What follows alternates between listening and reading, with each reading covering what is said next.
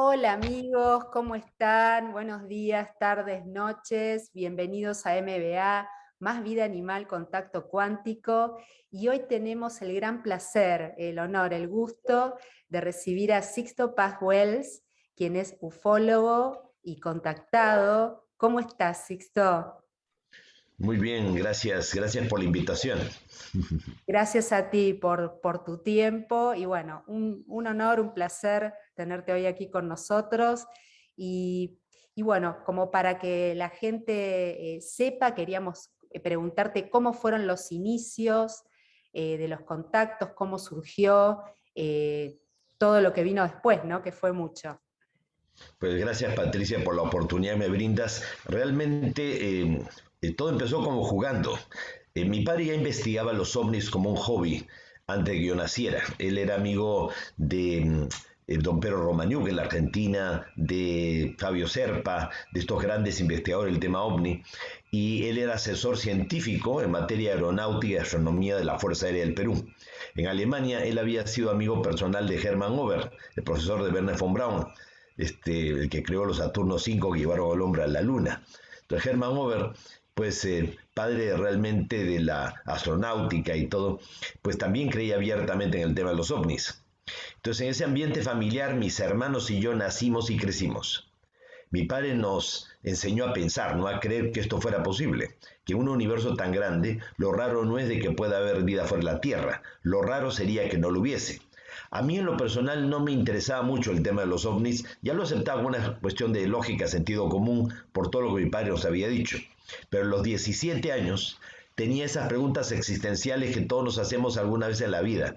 ¿Quiénes somos? ¿Dónde venimos? ¿Hacia dónde vamos? Busqué la explicación dentro de la religión, había estudiado con los hermanos maristas, mi formación era eminentemente católica, pero todo dentro de la iglesia, de la religión, es un misterio. Busqué la explicación dentro de la ciencia y todo es una teoría. Entonces no encontraba las respuestas. Y precisamente mi padre fue invitado a dar una conferencia sobre los ovnis en una agrupación yoga. Y fui acompañándolo y me encontré con un grupo de personas muy extraño que se dedicaban a temas espirituales sin hacer de eso una religión. Y me gustó y me enganché con el tema de la hatha yoga, la mantra yoga meditación y comencé a procurar las respuestas en mi interior. Encontré mucha paz interior, pero no las respuestas que esperaba. Entonces, a comienzos del año 74, cuando ya había cumplido 18 años, sale una noticia en el diario más serio y conservador de Lima, el Diario del Comercio, que decía que se había descubierto, a través de los vuelos tripulados, a través de los grandes radiotelescopios, que el espacio no era un silencio sepulcral como se creía, sino que era mucho ruido, mucha bulla, y que estos sonidos del espacio podían ser mensajes enviados de otros planetas, de civilizaciones avanzadas que podrían estar intentando comunicarse con sus similares en el universo. Se hablaba del proyecto OSMA, la versión antigua del proyecto SETI. Y entonces mi padre, en base a esta noticia, organizó un ciclo de conferencias e invitó a un médico del Hospital de Policía de Lima, miembro de la Sociedad Teosófica, alto grado de la masonería, el doctor Víctor Ñáñez Aguirre, para que comentara pues este tipo de información. Y él habló de la telepatía, de la transmisión de pensamiento a distancia, la posibilidad que de existir seres en otros planetas, cuyo único mérito pues hubiese sido haber empezado antes que nosotros, podrían estar llegando a la Tierra no solo con sus naves espaciales, sino que mentalmente, de forma telepática o astralmente hasta en sueños, podrían estar intentando un contacto con la humanidad. Entonces quedé fascinado al escuchar al médico porque pensé, de pronto estos seres tienen mis respuestas. Y de regreso a la casa le conté a mi madre y a mi hermana de lo que se había tratado e intentamos como jugando, pues poniendo en práctica lo aprendido en la yoga, de técnicas de respiración, relajación, concentración, meditación, intentar crear las condiciones como para recibir un mensaje telepático. Aquella noche del 22 de enero del año 74, pues como jugando, con mi madre y mi hermana, en torno a una mesa, en la sala de la casa de mis padres, intentamos de recibir un mensaje mental telepático y canalizamos una primera psicografía, que es el fenómeno de escritura automática, o sea, la transcripción simultánea de lo que tú estás captando en tu mente, pero totalmente consciente, no en estado de trance alguno. Esto no es espiritismo. En mi mente me venía la imagen de unos ojos marcadamente oblicuos que me miraban, como si fuera un patrón de sintonía que advertía que el contacto estaba a las puertas. Entonces relajé la mano y al principio fueron trazos desordenados y luego comencé a escribir a gran velocidad y cuando leí lo que había escrito, el supuesto mensaje psicográfico de escritura automática, o telepatía instrumentalizada, decía: sala de hogar buena para hacer la comunicación. Me llamo Oxal, soy de Morlen, ustedes le llaman Ganímedes, una de las lunas de Júpiter. Podemos tener contacto con ustedes, pronto nos verán. Yo naturalmente me reí pensando, esto es mi imaginación, no puede ser tan, tan fácil, ¿no? Si no cualquiera tendría contacto. Pero mi madre y mi hermana, ellas no lo habían escrito, pero me dijeron que habían captado exactamente lo mismo y que para ellas era muy real. Entonces le dije, olvídense su cuestión, parte del ambiente familiar, el entusiasmo que le pusimos. Ya me olvidé el asunto, me fui a mi habitación, pero mi hermana, menor que yo, agarró el teléfono y empezó a llamar a los amigos diciéndoles, oigan, no se imaginan lo que ha ocurrido esta noche. Sixto se ha comunicado con un extraterrestre. Entonces al día siguiente teníamos 20 personas en la sala de la casa, todo el mundo presionándome para que repitiéramos el experimento de la noche anterior. Yo no quería hacerlo porque no quería ni engañarme yo ni engañar a nadie, menos aún caer en ridículo. Pero tanta fue mi insistencia que simplemente para demostrarles que no era verdad, pues me presté a repetir el experimento y la mayoría de las personas ahí reunidas meditaron por primera vez en su vida. Y nuevamente me vinieron las ganas de escribir y en este mensaje, pues este ser, pues nos invitaba para que fuéramos a 60 kilómetros al sur de Lima, a un lugar en el desierto que se llama Chilca, porque el 7 de febrero del año 74, a las 9 de la noche, veríamos aparecer su nave. Y esa sería la confirmación de que el contacto era real. Fuimos las 20 personas. Estaba convencido de que no iba a ocurrir nada, y fuimos desde un día antes para no confundirnos con cualquier fenómeno aéreo. La ventaja de tener un padre astrónomo es que difícilmente pues, podías confundirte tú con un meteorito, un satélite, un avión, inversión térmica, refracción de luz o con cualquier cosa. Pues llega el día de la cita, la hora indicada, y ocurrió lo que nadie hubiera imaginado. Detrás de los cerros se iluminó la noche como si fuera de día, y todos hemos visto salir una luz que se desplazó sobre las crestas de las montañas, quedó estable en el horizonte del lado derecho. Entonces el grupo que estaba disperso comenzó a congregarse y todos a confrontar. Tú lo ves, yo también, ¿qué es esa luz? Cuando alguien gritó, se está moviendo. Entonces la luz empezó a balancearse y comenzó a descender en dirección hacia nosotros. Llegó a colocarse, calculamos, unos 80 metros encima de todos nosotros. Sentimos pánico, terror, un miedo tremendo. Algunos de mis compañeros ingenuamente, queriendo esconderse detrás mío, me decían, Sigdo, dile que se vaya, tú eres el que se comunica con ellos. Yo decía, pero si yo no sé ni cómo funciona esto, lo último que hubiera imaginado que fuese real, y estaba encima de todos nosotros. Y todos, no solo yo, todos captamos en nuestra mente que nos decían que no bajaban, pues no estábamos preparados, que habría una preparación, un tiempo y un lugar. Meses más tarde, la nave aterrizó ahí en el desierto y los vimos bajar físicamente a los tripulantes. Ahora, si todo eso hubiera quedado entre nosotros, no hubiera tenido la menor trascendencia. Ya, lo interesante es que un periodista español, Juan José Benítez, mundialmente conocido en la actualidad por la serie de los libros del Caballo de Troya, cuando solamente era un corresponsal más de prensa de la agencia EFE, fue enviado aquí al Perú a cubrir la insólita noticia de este grupo de jóvenes que decíamos tener contacto. ¿Cómo la noticia había trascendido? Pues mi padre, pues en la calle se encontró con un periodista de la agencia EFE, quien lo reconoció inmediatamente por sus investigaciones con el tema de los ovnis. Mi papá ya nos había acompañado al desierto, algunas de estas salidas, con gente de la Fuerza Aérea y habían visto aparecer los objetos. Entonces ya estaba más que convencido que el contacto era real. Entonces él le contó de la experiencia que él había tenido con nosotros, pero que él había preferido no comentarle y todo por el descrédito, el desprestigio que esto podría traer. Entonces el periodista sí no se guardó nada y sacó un comunicado, lo lanzó pues a nivel internacional, ¿no? Sobre un grupo de jóvenes peruanos que teníamos contacto con extraterrestres, y de España enviaron a Juan José Benítez. Entonces él se reúne con nosotros y nos dice, si realmente estos seres quieren dar a conocer su experiencia de contacto a nivel mundial, ¿por qué no le piden que den la única prueba que hasta ahora nadie ha dado? Fotografías fácilmente trucables, relatos muy subjetivos aunque haya muchos testigos, porque nunca son testigos imparciales y objetivos. La presencia de periodistas en un encuentro anunciado previa cita, eso sería algo contundente.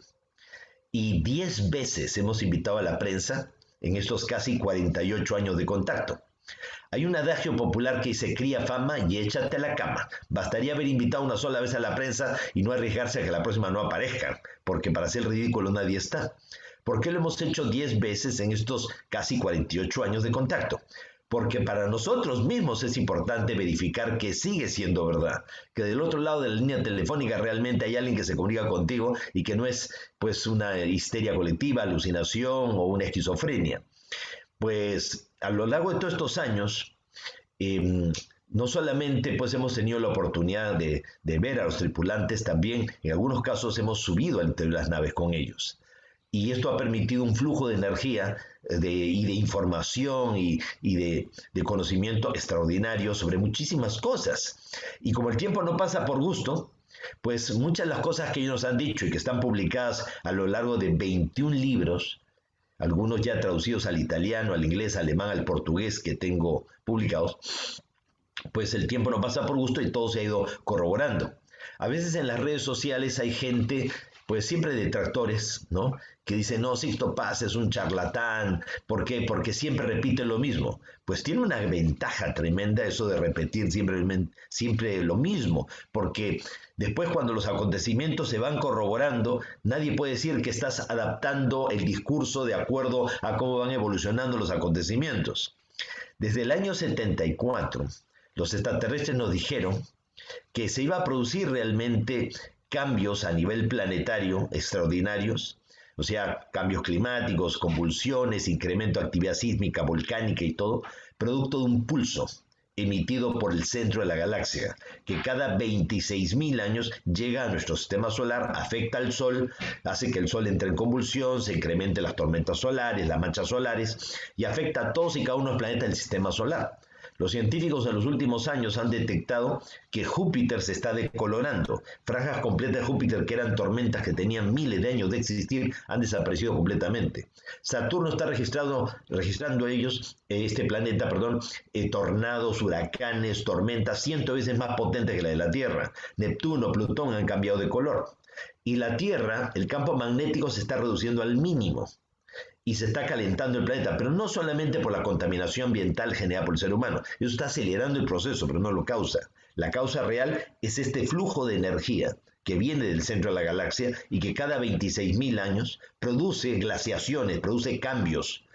Entonces esa radiación hace que el núcleo de la Tierra se expanda, se hinche, y la Tierra sufre lo que se conoce como la gran expansión tectónica. Entonces, al hincharse el planeta, las placas tectónicas chocan más violentamente entre sí o se alejan más violentamente entre sí, generando terribles terremotos, tsunamis y todo.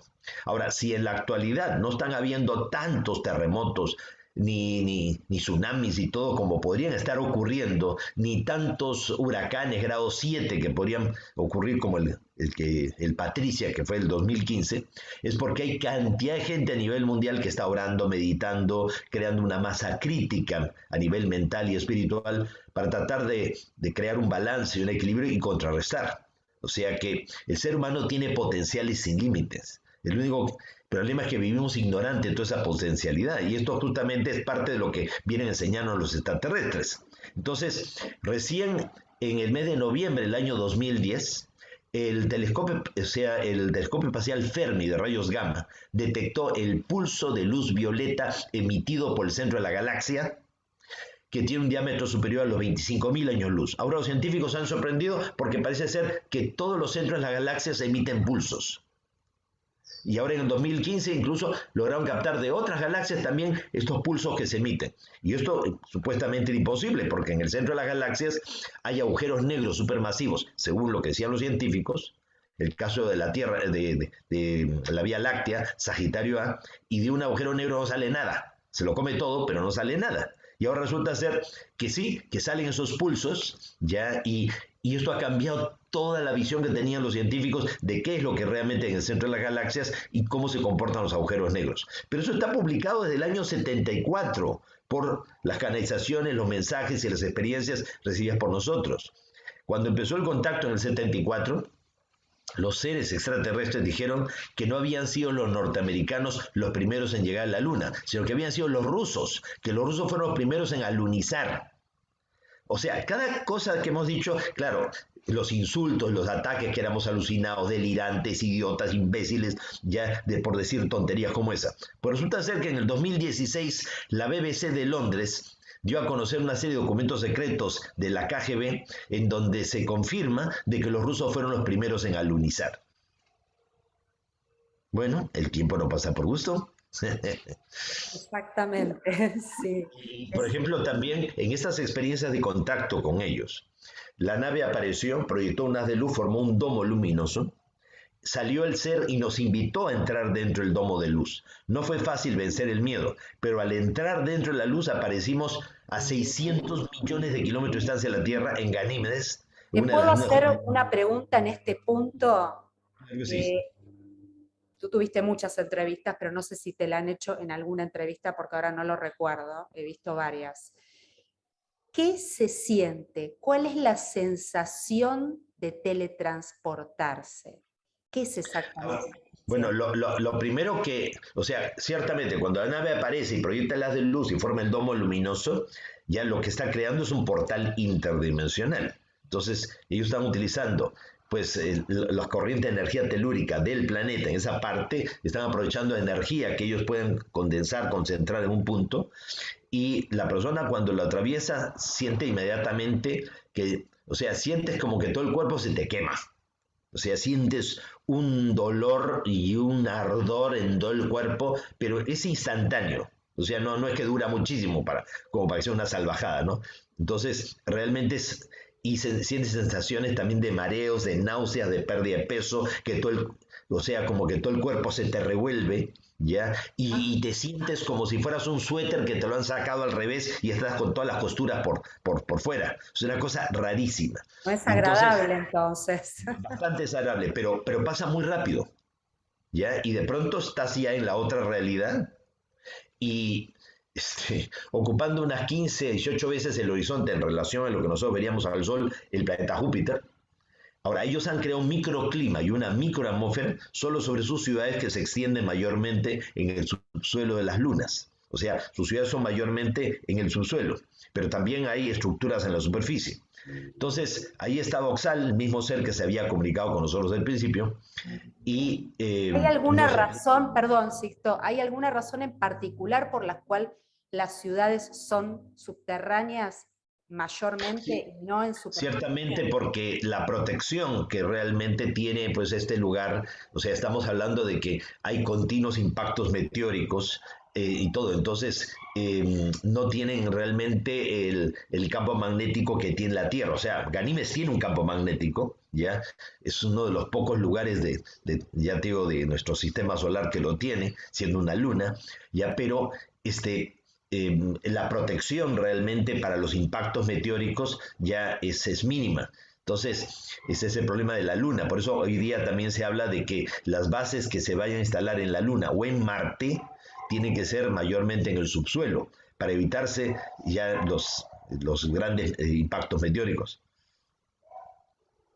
Pero igualmente en la superficie hay parte de esas estructuras y ellos me dijeron que debajo del hielo en la superficie de Ganímedes habían océanos tan grandes como el de la Tierra.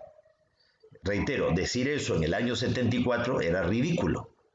Hoy día sería ridículo negarlo porque en el año 2015, recién el 2015, la NASA a través del telescopio espacial pues, Hubble y a través de una serie de sondas han detectado océanos tan grandes como los de la Tierra debajo del hielo de la superficie de Ganímedes. Ahora, yo calculo haber estado unos 4 o 5 días con ellos allá. Y no solamente yo he vivido la experiencia, la han vivido muchos compañeros y compañeras también de los Endras.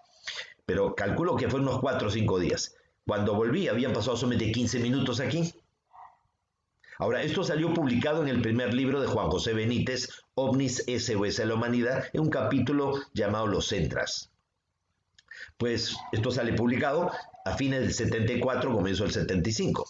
3 años después, un cabo del ejército chileno, el cabo Armando Valdés del regimiento Huamachuco, hay quienes dicen del regimiento Rancagua, o sea, hay una serie de variaciones ahí en cuanto a la información, pero bueno, el asunto es que este cabo de ejército chileno estaba justamente en la frontera con el Perú y Bolivia, donde hay mucho contrabando.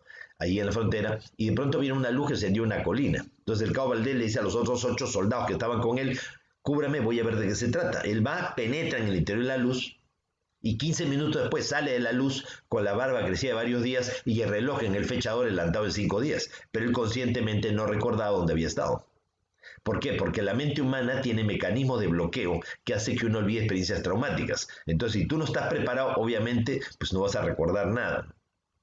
Claro, yo lo estuve investigando durante bastante tiempo y hay un punto en el cual que sabemos perfectamente que cuando salimos de este plano dimensional en la Tierra, el tiempo no existe o funciona de una manera distinta, por decirlo de alguna manera. Pero hay gente que reporta, como en este caso, que ustedes habían estado 4 o 5 días fuera del planeta y habían pasado solo 15 minutos aquí.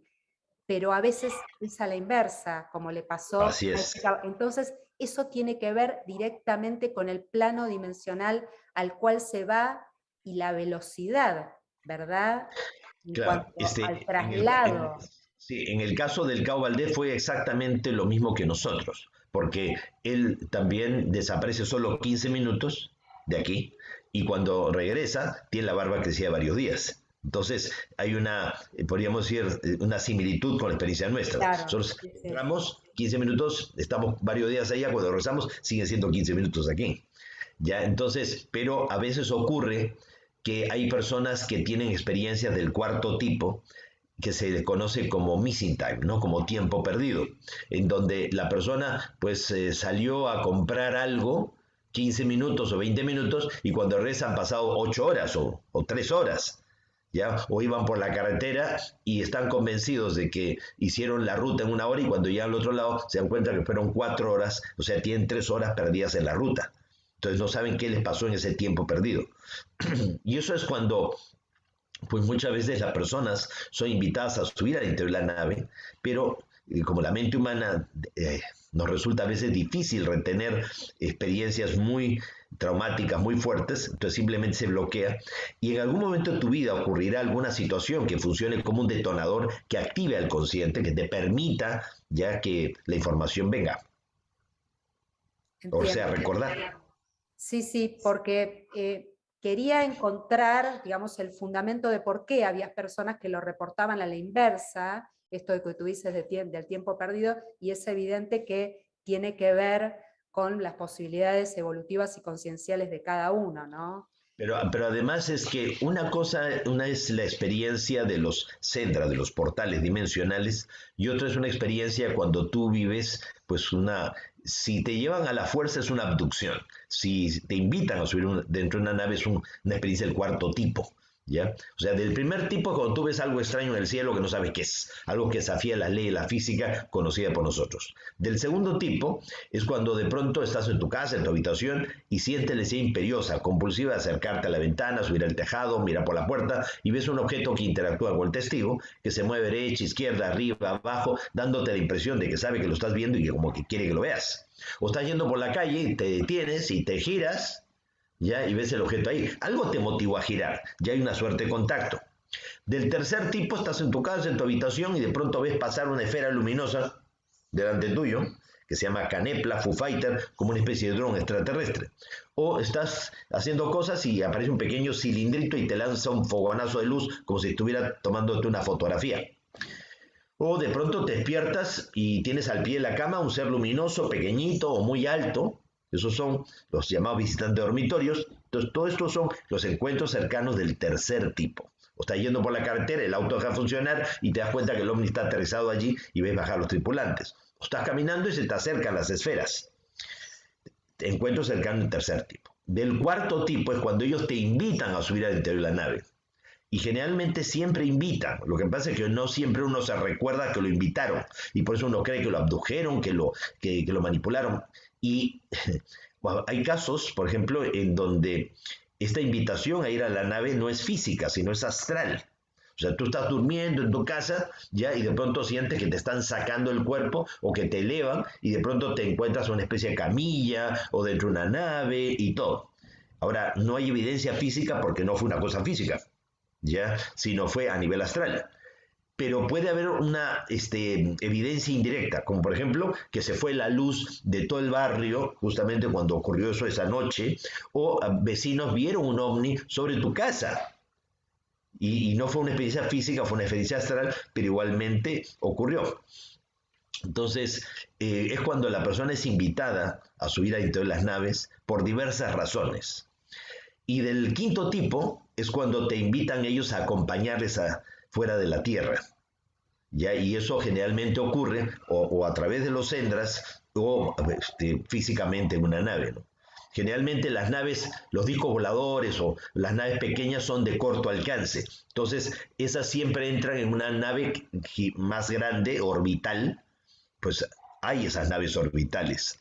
Con decirte de que en 1999 la Fuerza Aérea Chilena liberó una fotografía tomada por un satélite geoestacionario, o sea que tiene la misma velocidad de rotación que la Tierra, por lo cual se conserva siempre en el mismo punto.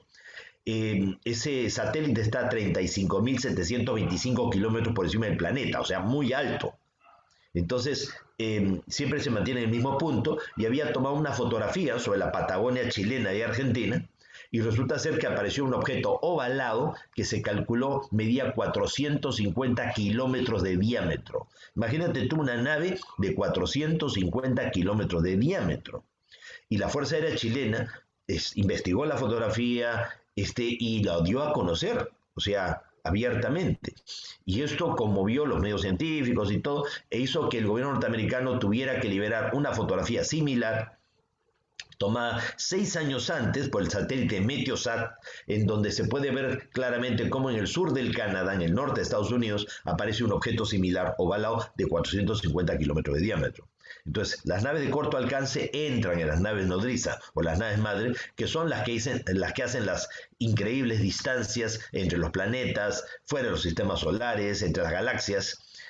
Desde que empezó la experiencia del contacto en el 74, los extraterrestres nos dicen que el universo es un entramado como de carreteras, de túneles, o sea que todas las estrellas están irradiando energía en el universo. Y esa energía se va juntando y forman como ríos de energía que cruzan el universo entero, que son como autopistas de energía. Y así como toda autopista tiene tramo en tramo un túnel, en el universo hay túneles, pliegues o portales interdimensionales que permiten también plegar el universo. O sea, que los extraterrestres no recorren el universo kilómetro a kilómetro, sino que ellos pliegan el universo. Entran hoy de esta parte del universo, salen ayer de la otra mitad del universo y cuando regresan todavía llegan para el almuerzo. O sea que los mismos seres que han estado aquí en la Tierra hace 1.000.000 de años o hace 100.000 años, o con Moisés en lo alto del monte Oreb en el Sinaí hace 3.400 años atrás, para ellos fue la semana pasada o el año pasado. Claro, funciona muy distinto. Se supone la velocidad de traslado, más allá de que ellos pliegan, hacen como pliegues en el universo para trasladarse, ¿se puede decir que se desplazan a la velocidad del pensamiento o a Mach 5 o 6 como para poner una medida terrestre? Pues ciertamente se dice de que es imposible, que se dice que era imposible, ¿no? Alcanzar la velocidad de la luz, porque te vuelves luz y después no hay nada que te vuelva a cohesionar, pero no es así. O sea, cuando tú llegas a alcanzar la velocidad de la luz, ya puedes incluso ya proyectarte a velocidades superiores. Ya en este momento la NASA tiene precisamente todo un proyecto de una nave que es capaz de viajar hasta 10 veces la velocidad de la luz. ¿Por qué? Porque la nave crea una especie de campo que lo aísla del hecho de desplazarte a esa velocidad y disgregarte como luz. Entonces, justamente quien aportó toda la parte teórica, matemática, científica, para que esto pudiera ser posible, es un ingeniero mexicano llamado Miguel Alcubierre. O sea que informó qué cosas se requeriría realmente para hacer una cosa como esta. Y por lo cual ya se está hablando de que se podrían de pronto hacer viajes a la estrella más cercana a nosotros, Alfa Centauro, a 4.2 años luz de distancia en solo 2 semanas. ¿Ya? Y eso por viajar despacio, o sea, tomándote tiempo para hacer un poco de tour, ¿no? Turismo. Ya, entonces, o sea, lo que tenemos que entender y lo primero que nos dijeron los extraterrestres cuando empezó el contacto, ya hace casi 48 años atrás, que se cumplen ahora el 22 de enero, ¿no? Del 2022, es que vivimos en un universo sin límites. El único límite es nuestra ignorancia.